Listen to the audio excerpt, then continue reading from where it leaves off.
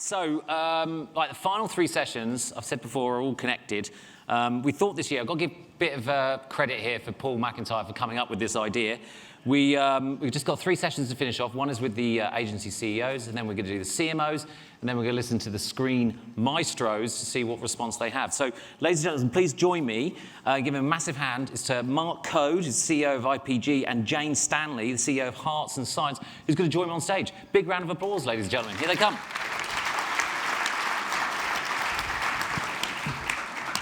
Now, what's interesting, this is like a little family reunion. I know this happens a lot in this market, but you two used to work with each other, didn't you?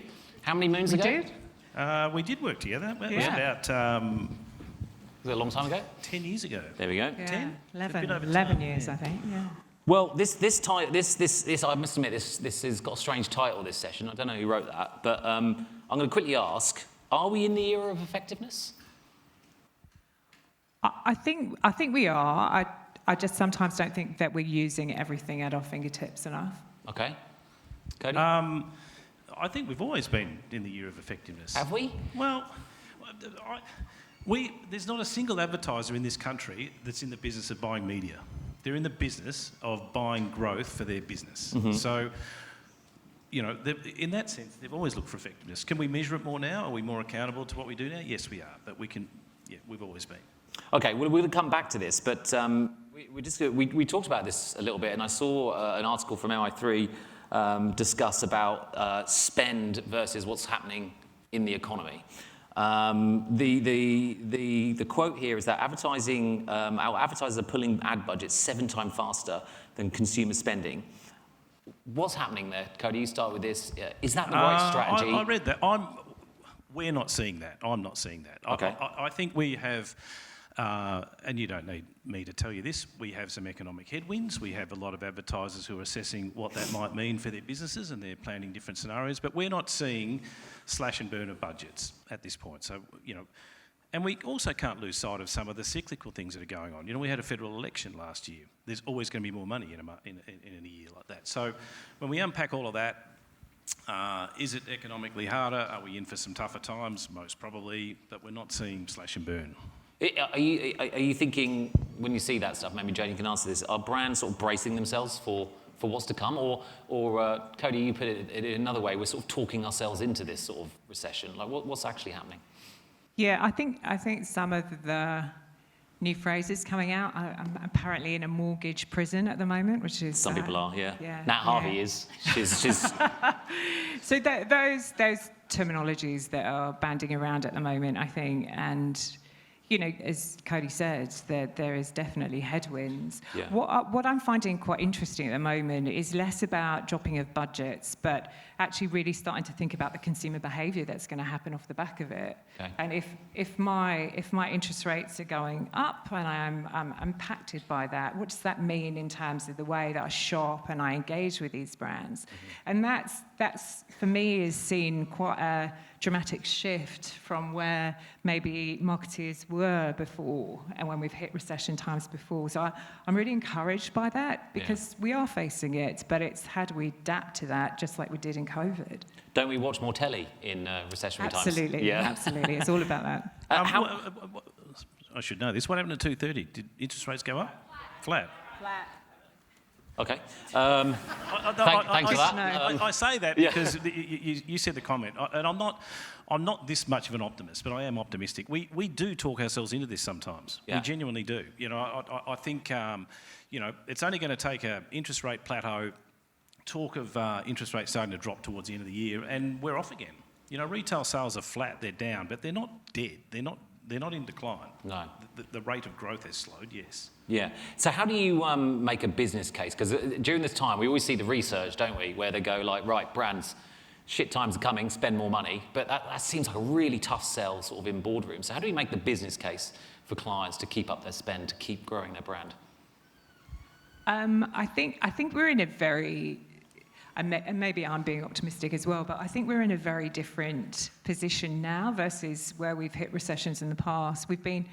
We've got a greater understanding of the data. We understand a lot more about consumer behaviour. We can measure things more effectively. Yeah. And I started to see that in COVID, which I had, been in the industry 20 odd years. I hadn't seen that before. So I feel we're in good shape. It's just holding a certain amount of bravery in terms of not just reacting. And that needs marketeers to have the support of the board and things like that to sustain that. But I feel we're in a good place to be able to tackle this now more than we've ever been before. Okay, Cody? Yeah, to build on that, it wasn't that long ago we were reading articles about how marketers weren't able to,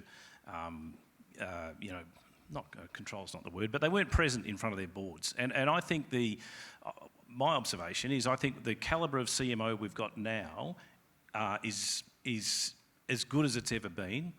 I think they're as equipped as they've ever been with data and other sources of knowledge to prove to their boards that advertising is an investment, not an expenditure item to be slashed at times of budgetary requirement.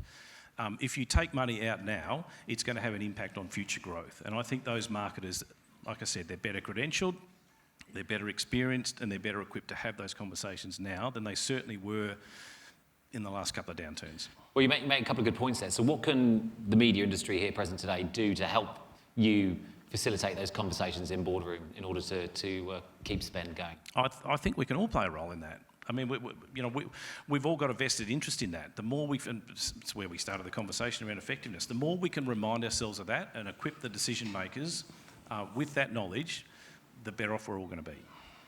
I think there's still a division from my own point of view in terms of often within clients you have the data and tech over here and then you have the marketing over here. Yeah. And in good situations, those are quite integrated. In bad situations, it goes horribly wrong. So I think that there's an unlock there in terms of marketeers actually truly being able to access that and live in that era of effectiveness that we're talking about.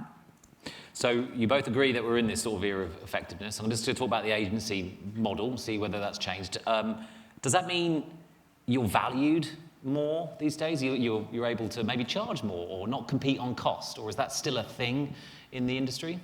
I know it's a bugbear for you, Jane, so I'll set you up for that one. I'd like to... Did you want to go first on that? No. I mean, the first thing that most agencies have done, most good agencies have done, is make sure that they're remunerated for what they do, not for what they spend. So, and at times like this, we are actually possibly doing a lot more. We're planning different scenarios, we're working out the what-ifs. And as the environment gets increasingly more complicated, they're going to rely on specialist skills to help them navigate them through that. And the good agencies are going to be able to do that well. So have we got an opportunity? I'm not naive enough to think we're all in for fee increases, but we are a better place than we've ever been. The only comment I would say to that, and just to build on it, there are still situations, I think, where procurement is not necessarily understanding the full value of what an agency can offer. And I think in those situations, you almost like go back 15, 20 years where it becomes about the media pricing only. And, this whole piece is about effectiveness and the value that we can deliver as agencies that clients can't. I've been a client. I employed my agencies because they could deliver something that I couldn't better than what I could deliver. So I think there's still some work. There's the odd one or two that comes through the process at the moment that still feels quite antiquated when we have to be shifting into this world of effectiveness. So that's the... I suppose from a client perspective, I think that's a really important thing to get right. Yeah, with this, are clients executing on that? Because effectiveness is always spoken about such a long period of time. Are they engaging with you guys and are you keeping clients for a longer period of time based on that? Are they actually adhering to that philosophy? Look, it's sort of business sense. The more that you're in partnership together and actually tackling a broad range of services, obviously the relationship gets stronger from that because you're offering so many services across a range of different areas versus, the more functional sort of media planning and buying. So I definitely see, I came in, this man recruited me into media because I came more from a CRM and digital background. But I'm definitely seeing that sea change now. It's like invested for a longer term rather than we'll do the 2-year contract and then we'll flip it on again. It feels like There is a sea changing. change, definitely. Yeah, Cody, you're seeing that too? There was a period not so long ago when we were dealing with ninja-trained procurement folk who would ninja trained. Yep, who were masters of the art of driving costs through the floor. Yeah. Not almost, to the expense of their own growth. Yeah. To the expense of the ability of the media they were buying to actually deliver on their objectives. Yeah. And I mean, you can put this in the same bucket as the chat we had about marketers before. There's a better calibre of marketer now who are able to match it with those procurement folks and, wrestle them off the steering wheel a little bit and say, hang on a sec, this stuff's meant to be driving growth, not driving cost savings for your department. And we've seen, so I wouldn't say we're there. There's still a few out there. And they're doing it for, good reasons, I'm sure. But we're seeing a lot less of them than we used to.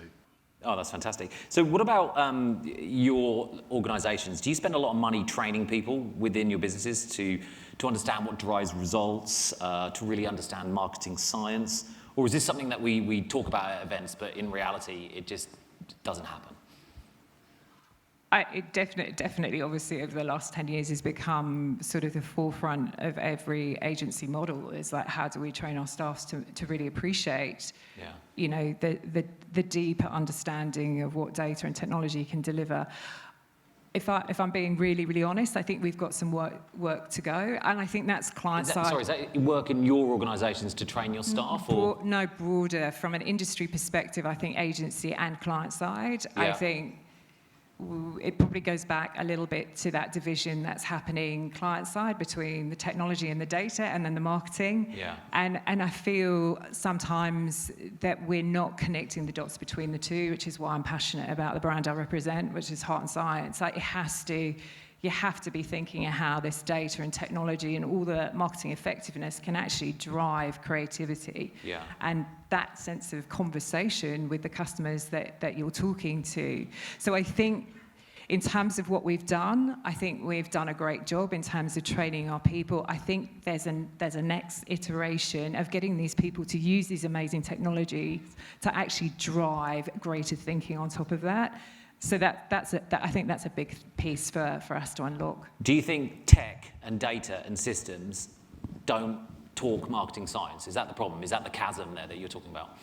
I think in some ways, as marketeers, we've lost, within all of the data and technology, we've lost the art of understanding that we're talking to a human being at the end of the day. Yeah. And creating great brands is all about understanding that, and the ability that we've now got in data and technology and beyond to actually really understand what is going on in the lives of these people. Like, we're talking about, obviously, the recession at the moment, and understanding how they're reacting, how they're actually shopping, buying, engaging with brands has never been so much at our fingertips. But that needs a bit of thinking to actually get to. It isn't sort of in a situation where the computer says something and I deliver to that. Yeah. I feel marketing doesn't work like that. It doesn't fundamentally. It doesn't work like that. And I think those two worlds need to come together. I really believe that, and I think that's the next generation that we've got to invest in to actually get that right. Cody, the same? Training staff on this sort of stuff? Are you guys... Yeah, I think we all are, yes. But I also think that a lot of these... they're not youngsters, but a lot of the youngsters in the industry they're more instinctively across this. I was just thinking as you're talking, when I was on the tools a long time ago, I was you're a TV trader, right? Back in the day. Oh, well, that's where I started. Yeah. I was, and I was, I was negotiating rates and piling tarps up on a plan, and people like Franey were flogging them to me. But it's different now. You talk to these guys in the industry now, the tools they've got, the knowledge they've got, the evaluations they're able to do on what they're buying and how it's providing an ROI in their instance, it far exceeds anything I had. Do staff come in, like these junior staff, do they come in and actually understand how television works? Since it's a TV conference, thought I'll ask that question. Are they trained on the dark arts of tarps and TV? I think what we're trying to do now is obviously train them on the experience rather than be individual silos that exist, Yeah. because that's the most important. Like, you know, just hearing Karen speak earlier, you've got to understand the experience that you're ultimately delivering. So I think maybe they don't go super deep as before, but then again, we had silos in our business which weren't necessarily right, and we needed to connect the channels. So. Yeah. And I think it's inverted. I think it's the people, and I've said this to a lot of our guys. The people who are equipped with the data-enabled digital skills, they're the engine room of tomorrow's media agency. The ability to use data and tech to connect brands with consumers. Yeah. That's the engine room. That's the central nervous system of tomorrow's agency. So they're the people who are going to run tomorrow's agencies, not me. Yeah. I don't have the skills to do it. So do you think that the way that we do things traditionally in the TV world, we should move to a more sort of digital system, because that's where basically the youngsters are all being trained in, and they're the ones who are going to run the agencies? 100%. 100%. Now, I didn't ask their permission for this, but I'm going to do it anyway. Does anyone want to ask these two, who have been very open, a question at all? Anyone? They don't tell you off, unlike RADA. Very kind. If not, I will continue plugging away. Now, Jane, I'm going to talk to you a little bit about data and drowning in it, because RADA mentioned it. I guess the challenge today is what's good and what's bad data. And I mean, you must go through this all the time. Yeah, I think there's a lot of, coming from a data background, obviously, as we talked about in the last session, there's a lot of understanding what good and bad is, but I think it's understanding what question you're trying to answer with that data. Sometimes we get lost in that, I think, as a marketing industry, both client side and agency side, and actually really honing down on what strategic questions are we trying to answer. Therefore, does this data actually have a part to play in with it, rather than this is good and this is bad? Yeah. And what's the combination of data points to be able to deliver that? I think sometimes we're not great at doing that, and that's where we need to get better. And that goes back to the previous question about training our people to think in that way. What is the strategic question that we're trying to answer? Okay.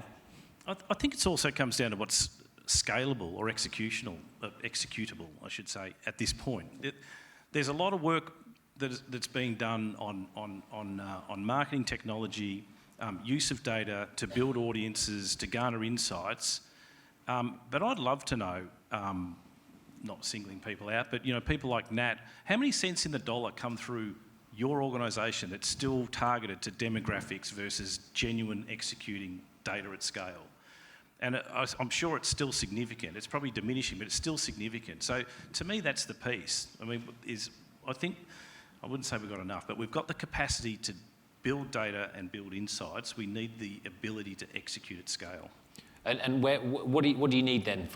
You need something from television, from the people in this room to offer you? What is it you actually need in order to execute on that? There's a lot of lean in on that in order to execute, but we're also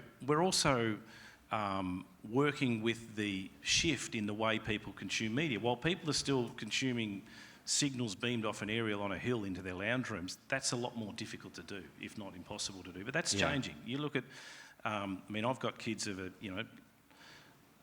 early years, late teens, early 20s. I watch how they consume media. They don't watch broadcast TV.